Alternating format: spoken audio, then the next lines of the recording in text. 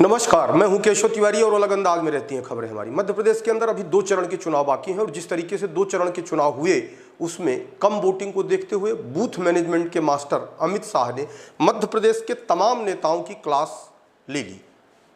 सीधे तौर पर संगठन से जुड़े और विधायकों को निर्देश भी दिया कि यदि तीसरे चरण के मतदान में मतदान का प्रतिशत गिरा तो फिर खैर नहीं, लेकिन जिस तरीके से मतदान का प्रतिशत गिरा, आखिरकार उसके लिए जिम्मेदार किसे माना जाए, संगठन को या विधायकों को। भारतीय जनता पार्टी संगठन आधारित दल है, इस हिसाब से पहला जुर्म तो संगठन का ही बनता है। और आज की तारीख में सतना तथा मैहर जिले का संगठन जिस तरीके से कागजों में सक्रिय है, उसका परिणाम है कि सतना जिले में मतदान का प्रतिशत घट गया। रीवा में मतदान का प्रतिशत क्यों घटा, इसके भी कई कारण हो सकते हैं, लेकिन एक महत्वपूर्ण कारण यह है कि भारतीय जनता पार्टी ने राजेंद्र शुक्ल के कद को इतना बड़ा कर दिया है कि अब रीवा जिले का हर विधायक अंदर ही अंदर उनसे खुन्नस पाले रहता है और संगठन भी अंदर से राजेंद्र शुक्ला को पसंद नहीं करता। उसका कारण यह है कि अधिकांश नेता यही मानकर चलते हैं कि जो कुछ भी अच्छा होगा उसका श्रेय तो राजेंद्र शुक्ला को ही मिलेगा, इसलिए बेहतर है कि शांतिपूर्वक घर बैठे रहिए, जो कुछ बिगड़ेगा उस बात के लिए भी कहीं न कहीं राजेंद्र शुक्ला को ही जिम्मेदार ठहराया जाएगा।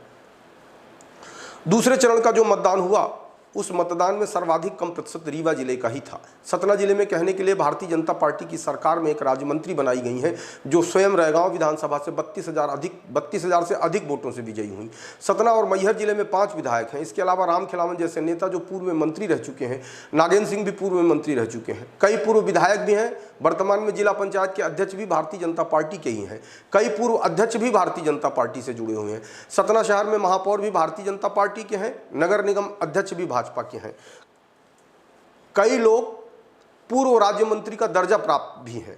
इसके अलावा कई जनपद में जनपद अध्यक्ष और नगर पंचायत में नगर पंचायत अध्यक्ष भी हैं।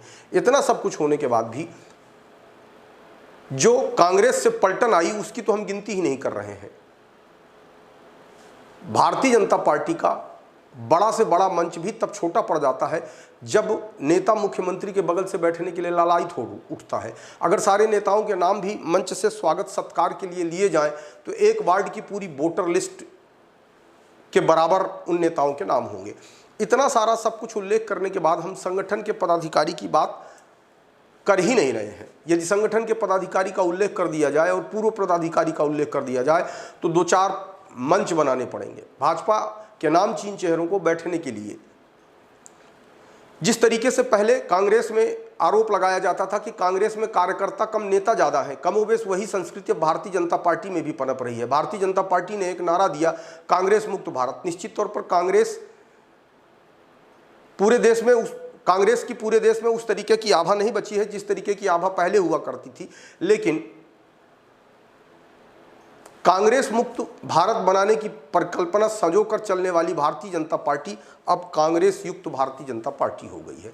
पूरे जिले के अंदर जिस तरीके से मतदान का प्रतिशत घटा, उसे देखते हुए यह कहा जा सकता है कि किसी भी नेता ने अपनी हैसियत के मुताबिक मतदान नहीं कराया। सबसे पहला सवाल तो जिले की मंत्री को ही लेकर उठाया जाएगा। प्रतिमा बागरी आज की तारीख में नगरीय प्रशासन राज्य मंत्री हैं। उन्होंने अपने खुद के चुनाव में तो 32,000 से जीत हासिल की, लेकिन लोकसभा में उनके विधानसभा से भी मतदान का प्रतिशत क्यों घट गया, उन्होंने ऐसा प्रयास क्यों नहीं किया कि मतदान का प्रतिशत बढ़ता। फिलहाल यदि देश के अंदर सरकार बन गई तो हो सकता है कि भारतीय जनता पार्टी का शीर्ष नेतृत्व कोई पूछ परख न करे, लेकिन यदि सरकार बनने में कोई दिक्कत आई तो निश्चित तौर पर इन सारे बड़े नेताओं से सिर्फ पूछताछ भर नहीं होगी। भारतीय जनता पार्टी जिस तरीके की पार्टी है उस तरीके की पार्टी में किसी भी व्यक्ति के राजनीतिक कैरियर पर प्रश्न चिन्ह भी लगाया जा सकता है।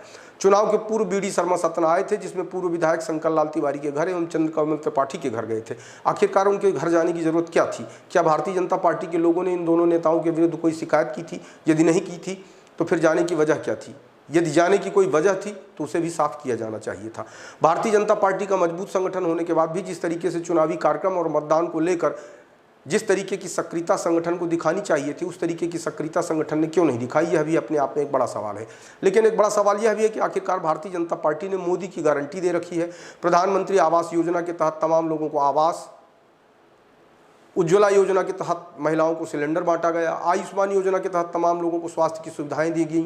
मध्य प्रदेश सरकार ने एक बहुत अच्छी योजना महिलाओं के लिए चलाई है जिसका नाम लाडली बहना योजना है। जब इतनी सारी योजनाएं चल रही हैं और लोग लाभान्वित हो रहे हैं, इतना सब कुछ होने के बाद भी यदि आम जनता वोट डालने नहीं निकल रहा है, तो कहीं ना कहीं यह बात तो सामने आती है कि भारतीय जनता पार्टी ने जिस तरीके से मोदी को चेहरे को रखकर चुनाव लड़ा और बाकी प्रत्याशियों के चेहरे को उतनी प्रमुखता जनता के बीच में नहीं दी गई, तो क्या इस बात की नाराजगी तो नहीं है जनता के बीच। इसके अलावा यदि मोदी का चेहरा इतना ही महत्वपूर्ण था, तो मोदी की गारंटी में इतना ही दम था, तो फिर मतदान का प्रतिशत क्यों घट गया? या मोदी की गारंटी जनता को अच्छी नहीं लगी, लेकिन या संगठन की उदासीनता के चलते आम जनता भी वोट डालने के मामले में उदासीन हो गया। कहीं ना कहीं भारतीय जनता पार्टी का संगठन में काम करने वाला व्यक्ति भी मोदी के चेहरे को लेकर इतना आत्ममुग्ध था, उसे तो यह लगने लगा कि मोदी के नाम पर झक मराकर लोग वोट डालने जाएंगे ही, लेकिन लोग झक मराकर वोट डालने नहीं गए। आपको हमारी खबरें कैसी लगती हैं कमेंट बॉक्स में आके कमेंट कर सकते हैं, लाइक कर सकते हैं, शेयर कर सकते हैं। और यदि आप विशाल खबर चैनल को देख रहे हैं और अभी तक सब्सक्राइब नहीं किया है, तो विशाल खबर चैनल को सब्सक्राइब कर हमें अपना आशीर्वाद जरूर प्रदान करें।